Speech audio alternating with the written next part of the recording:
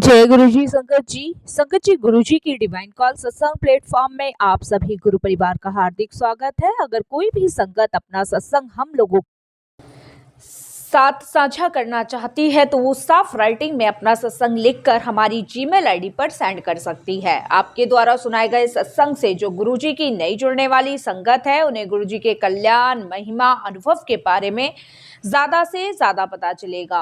गुरुजी के चरणों में मेरा कोटि कोटि प्रणाम। जय गुरुजी। साथ संगत जी, शुक्राना मेरे गुरुजी महाराज का कि उन्होंने सेवा मुझे बख्शी कि मैं आप सभी गुरु परिवार के समीप आके गुरुजी के कल्याण, महिमा, अनुभव का वर्णन कर सकूं। अनंतम शुक्राना मेरे गुरुजी का। शुक्राना आप सभी गुरु परिवार का भी कि आप सभी गुरु परिवार अपने इस गुरु परिवार की बेटी को बहुत सपोर्ट कर रहे हैं, बहुत प्यार दे रहे हैं। अनंतम अनंतम शुक्राना आप सभी का भी। संगत जी, गुरुर ब्रह्मा गुरुर विष्णु गुरुरो देवो महेश्वरा गुरु साक्षात ब्रह्म गुरुदेवो नमः नमः। संगत जी, गुरु से बड़ा कोई भी नहीं है। परमात्मा से के पास सीधे पहुंचने का जो मार्ग है वो गुरु है और कोई भी नहीं है। ये मैं हर सत्संग में आपको बताती हूँ।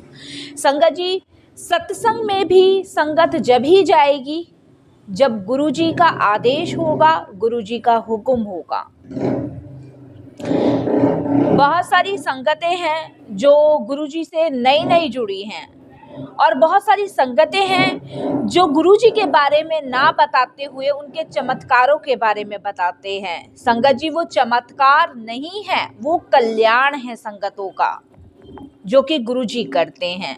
और मैं आज फिर आप सबके सामने एक चीज दोहराऊंगी कि गुरुजी जब अपनी फिजिकल फॉर्म में थे तब भी उन्होंने अपनी संगतों का कल्याण किया और आज भी अपनी संगतों का कल्याण कर रहे हैं और आने वाले समय में भी वो कल्याण अपनी संगतों का करेंगे। और ये 100 से 10% सत्य बात है। संगत जी, जो इस चीज को अनुभव करता है, जो महसूस करता है, वही गुरुजी की कृपा दृष्टि में रहता है और जो इसे अनुभव नहीं करता है, महसूस नहीं करता है, वही वंचित रहता है।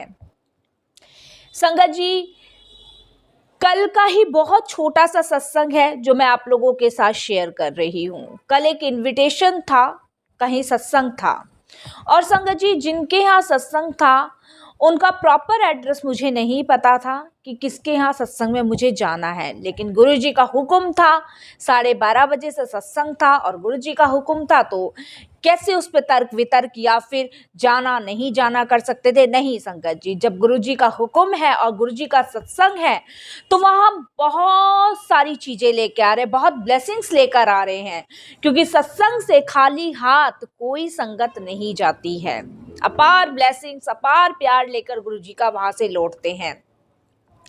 संगत जी, सत्संग तो मैं पहुंच गई, लेकिन जिस घर में सत्संग था उस घर तक मैं नहीं पहुंची। और संगत जी, मैं जिनके यहाँ सत्संग था उनका घर ढूंढने लग गई। मैंने एक रेडी वाले भैया को भी बोला, मैंने कहा भैया ये ऐसे से यहाँ एक डेयरी पड़ती है, क्या आप मुझे बताएंगे उनके घर सत्संग है? अभी उनके बेटे की शादी हुई है कुछ दिन पहले। तो वो कहते हैं कि आंटी यहाँ पे तो कोई डेयरी नहीं है, यहाँ पे तो आप ना एक काम करो, ये 3 नंबर गली में घर पड़ेगा, आप इधर के साइड चले जाओ। संगत जी देखिए, मैं 3 नंबर गली में जाती हूँ, वहाँ पे एक आंटी दिखती हैं। मैंने कहा आंटी यहाँ पे कोई राज डेयरी है? तो वो आंटी कहती है यहाँ तो कोई राज डेयरी नहीं है, यहाँ पे तो है ही नहीं राज डेयरी। अब संगत जी मैं बड़ी परेशान हो जाती हूँ। मैं कहती हूँ आंटी यहाँ पे कोई सत्संग हो रहा है? वो कहती है यहाँ पे तो गली में कोई सत्संग नहीं है, यहाँ पे तो है ही नहीं सत्संग। अब संगत जी मैं बहुत परेशान हो जाती हूँ और मैं देखिए ये इसी को समर्पण कहते हैं, इसी को समर्पण ही कहते हैं। संगत जी अगर मेरे को 15 से 20 मिनट उस घर को ढूंढने में होगा, जिनके घर सत्संग था उनके यहाँ मैं कंटिन्यू फ़ोन कर रही हूँ लेकिन वो फ़ोन रिसीव नहीं कर रहे क्योंकि शादी वाला घर था, गुरुजी के सत्संग की तैयारी करनी थी, गुरुजी को बुलाना था, तो इसीलिए उन्होंने फ़ोन रिसीव नहीं किया। संगत जी मैं बीचों बीच खड़े हो गई उस रोड के और मैंने गुरुजी को कहा कि गुरुजी अब आप देखिए कि मुझे कैसे आपको सत्संग तक पहुंचाना है। क्योंकि 12:30 का टाइम है और 12:25 हो चुके हैं। आपके वेलकम बैंड से मुझे पहले ही पहुंचना है, क्योंकि कहते हैं संगत जी कि गुरुओं को कभी भी इंतजार नहीं कराना चाहिए। जब गुरुजी आने वाले हों उससे 5 मिनट पहले, 2 मिनट पहले, 3 मिनट पहले या 10 मिनट पहले ही हमें सत्संग में पहुंचना चाहिए। तभी हम पूरे ब्लेसिंग्स अपने साथ लेकर आएंगे। गुरुजी के पहुंचने के बाद संगतों को नहीं पहुंचना चाहिए, ये कड़ा नियम है। और संगत जी ये गुरुजी का ही नहीं, हर जगह के ऐसा ही होना चाहिए। संगत जी मैं बीच में खड़ी हुई, मैंने कहा गुरुजी अब आप पहुंचाओ, मैं तो नहीं कहीं जाऊं, मैं किधर पूछूं, अनजान जगह है, कहाँ मैं देखूंगी। संगत जी सिर्फ और सिर्फ इतना सा शब्द ही मैंने कहा था। इतने में मैं क्या देखती हूँ संगत जी, मेरे पीछे एक औरत मुझे यूं हाथ करके कहती है, आंटी आपको सत्संग में जाना है क्या गुरुजी के? जय गुरुजी। मैंने कहा हाँ जी आंटी। तो कहती है चलो मैं भी आपके साथ सत्संग में चल रही जहाँ पे आपको जाना है। जबकि संगत जी 12:25 हो रहे थे और 12:25 उस समय हो रहे थे संगत जी, और वो जो आंटी हैं मेरे साथ ही संग में गई। और संगत जी देखिए गुरुजी की महर इतनी है कि वो अपनी संगतों को भटकने नहीं देती, लेकिन सच्चे भाव से समर्पण किया हुआ और सच्चे भाव से गुरुजी को याद किया हुआ कभी भी व्यर्थ नहीं जाएगा। संगत जी मन में बड़ी खुशी हुई, बड़ी इच्छा, ये तो मुझे पता था कि गुरुजी मार्ग दिखा रहे हैं और उस मार्ग पे ही उस आंटी को भेजा सत्संग में। और संगत जी शुक्राना गुरुजी का। और देखिए मैं बहुत अच्छे से, बहुत प्यार से गुरुजी के सत्संग में पहुंची। अनंतम अनंतम शुक्राना मेरे गुरुजी का। ऐसे गुरुजी संगत जी अपनी संगत को ना तो भटकने देते और ना ही परेशान होने देते। और संगत जी इसी को तो समर्पण कहते हैं। जब हम गुरुजी के हाथ छोड़ देते हैं ना तो निश्चिंत हो जाते हैं।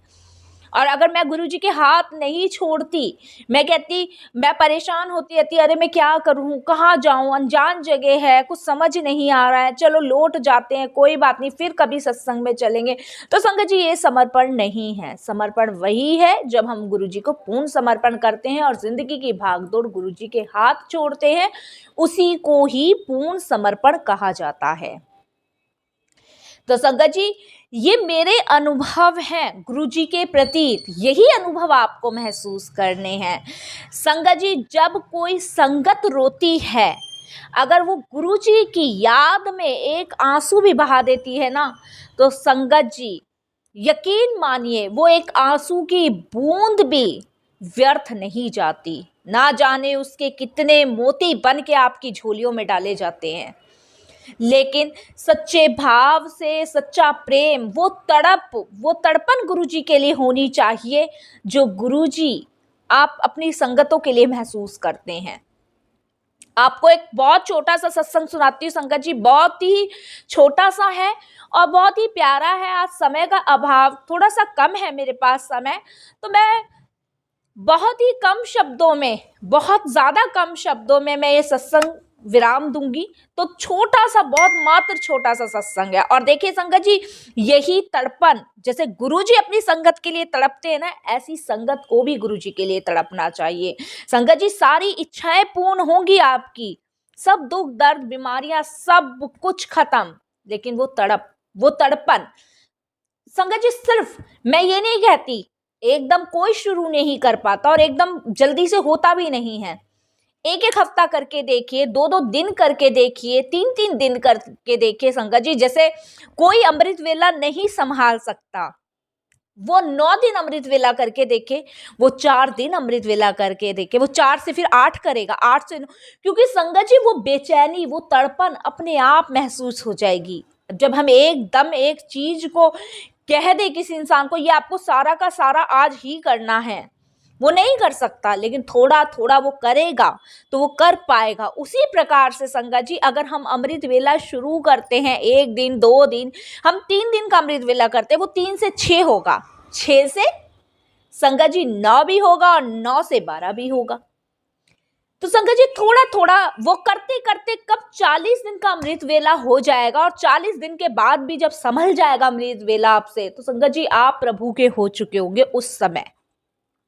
और संगत जी ये गारंटीड बात है, आप लिख लीजिए। संगत जी देखिए गुरुजी कैसे तड़पते हैं अपनी संगत के लिए। संगत जी एक बार गुरुजी तो जानी जहान है, उन्हें दिखाना नहीं है अपनी संगतों को कि मैं भगवान हूं। यही तो गुरुजी चीजें करके दिखाते हैं, वो दिखाते नहीं है कभी भी कि मैं भगवान हूं। जब गुरुजी फिजिकल फॉर्म में थे तो गुरुजी की तबीयत खराब हो गई थी। तो संगत जी उस समय रघुवीर अंकल थे, बहुत लंबा है सत्संग संगत जी, लेकिन छोटे से शब्दों में सुना रही हूं मैं आपको। उस समय रघुवीर अंकल थे, तो गुरुजी की जब तबीयत खराब हो गई थी और रघुवीर अंकल जी को जब ये पता चला, तो रघुवीर अंकल जी ने गुरुजी से कहा कि अब आप संगतों से नहीं मिलेंगे जब तक आप ठीक नहीं हो जाएंगे। पूरा पूरा दिन संगतों में बैठना है, पूरा पूरा दिन लोगों के कष्ट अपने ऊपर लेने हैं। तो संगत जी एक गुरु ही है जो अपनी संगतों के कष्ट अपने ऊपर लेता है। और संगत जी गुरुजी तो न जाने कितनों के रोग अपने ऊपर लेते थे।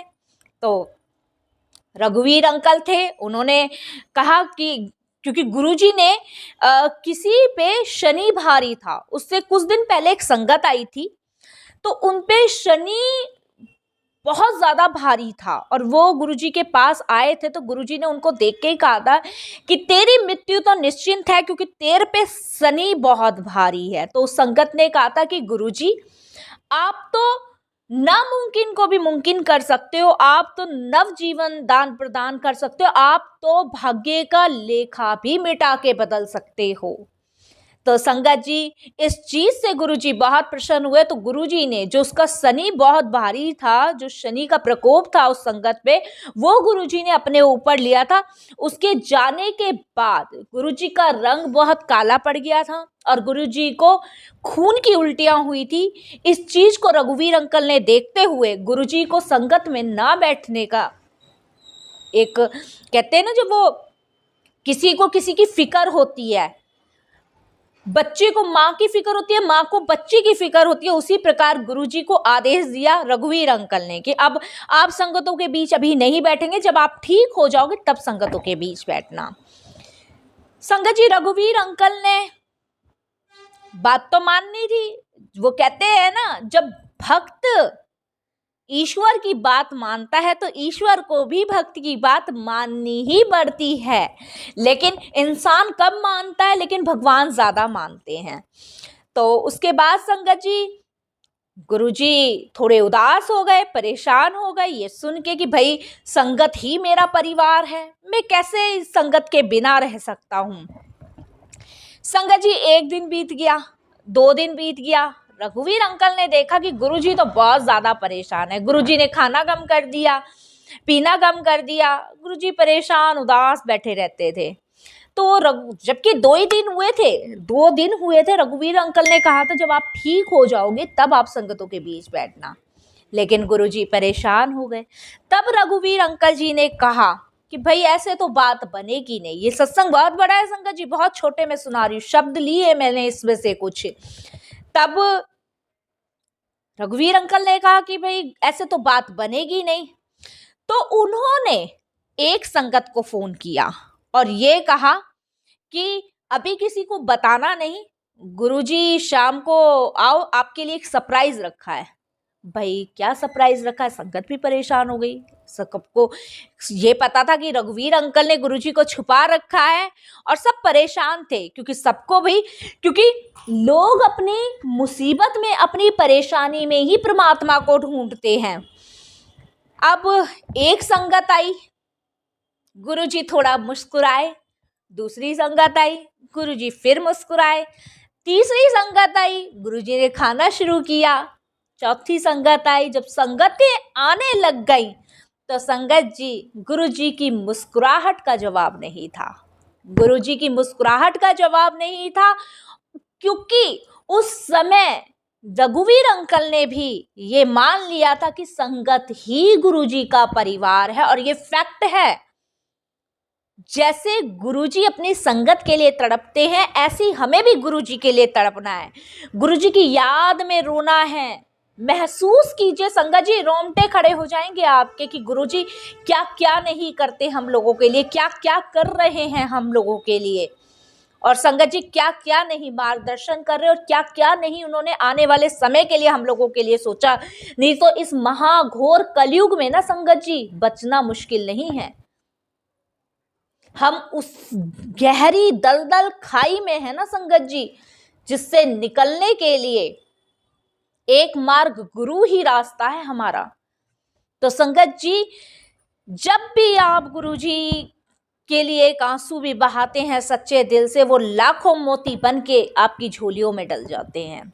इसीलिए संगत जी समर्पण करिए, उस तड़प को उस तड़प को गुरु जी के लिए महसूस करिए जिस तड़प के लिए आप इंसान के लिए महसूस करते हैं। तो संगत जी बस मैं यही कहूंगी,